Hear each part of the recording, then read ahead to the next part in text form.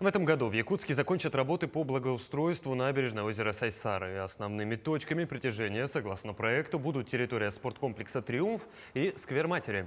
В районе «Триумфа» будет сооружена активная зона для занятия спортом и баскетбольная площадка. Ну а в районе сквера планируют организовать зону отдыха с детской площадкой, малыми архитектурными формами, круглогодичным павильоном и озеленением.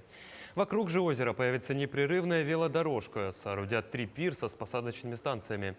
На сегодняшний день ведутся работы по обсыпке и укреплению береговой зоны, оборудованию пристани.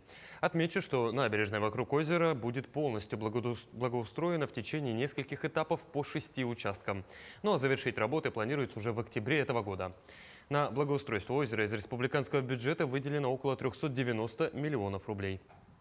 Обустроен будет сквозной проезд, будем говорить так, транзитный проезд мимо Триумфа вдоль береговой линии озера, для того, чтобы жители, ну и гости города могли круглогодично, круглосуточно пользоваться круговым проходом по озеру.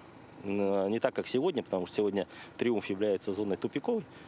И вот для обеспечения полностью транзита жителей мы будем там производить берегоукрепительные работы и, соответственно, благоустроим там также велодорожкой, тротуарными частью, ну и зонами отдыха соответствующих проектов.